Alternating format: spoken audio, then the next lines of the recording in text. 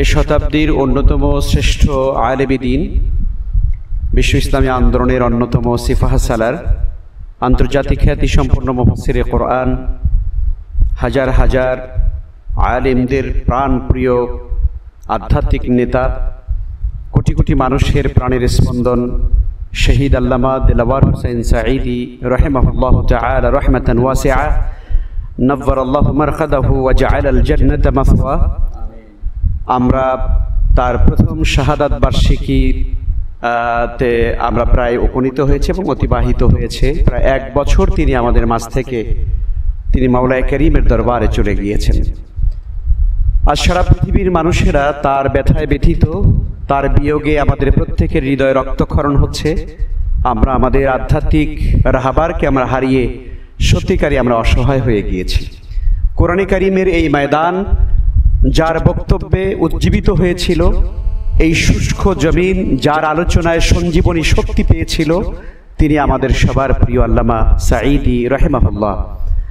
আজ তিনি আমাদের মাঝ থেকে চলে গেছেন, তার শাহাদাত হয়েছে 1 বছর। আমরা যারা বাংলাদেশের লক্ষ লক্ষ মুফাসসিরে কোরআন যারা রয়েছেন, তারা আজ অভিভাবকহীন, অভিভাবক শূন্য হয়ে পড়েছেন। জাতির এই কঠিন ক্রান্তি লগ্নে আজ আমরা তার স্মৃতিচারণ করছি এভাবে যে আল্লাহ রাব্বুল আলামিন কোরআনে কারীমে ইরশাদ করেছেন, আউযু বিল্লাহি মিনাশ শাইতানির রাজীম, ওয়ালা তাকুলু লিমান ইউকতালু ফি সাবিলিল্লাহি আমওয়াত বাল আহইয়াউ ওয়ালাকিন লা তাশউরুন। যারা আল্লাহর পথে নিহত হয় তোমরা তাদেরকে মৃত বলো না, বরং তারা জীবিত, কিন্তু তোমরা তা উপলব্ধি করতে পারো না। আমরা সবাই জানি, প্রিয় দর্শক আপনারাও জানেন, আল্লামা সাঈদী রাহিমাহুল্লাহু তাআলার সারা জীবনের স্বপ্ন ছিল তিনি আল্লাহর দ্বীনের জন্য শহীদ হতে চেয়েছিলেন।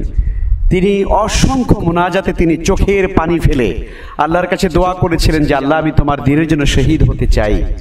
আমরা বিশ্বাস করি তার জীবনের শেষ মুহূর্তে যেভাবে তার মৃত্যু হয়েছে, তার এই মৃত্যুটি স্বাভাবিক ছিল না। আল্লাহ রাব্বুল আলামিনের পরিকল্পনা হতে এভাবেও ছিল যে তিনি কোরআনের ময়দানে আবার ফিরে আসবেন, কিন্তু জালিম স্বৈরাচারেরা সেটি সহ্য করতে পারেনি। তারা উপলব্ধি করতে পেরেছে যে আল্লামা সাঈদী হায়াতে যেহেতু বেঁচে আছেন, হয়তো সময়ের পরিক্রমায় আবার হয়তো কোরআনের ময়দানে যদি ফিরে আসে, তাহলে বাংলাদেশের এই 56,000 বর্গ মাইলে আবার ইসলামী বিপ্লবের সমূহ সম্ভাবনা আছে। এই সম্ভাবনা থেকে তারা কিন্তু তাকে পরিকল্পিতভাবে তাকে হত্যা করেছে।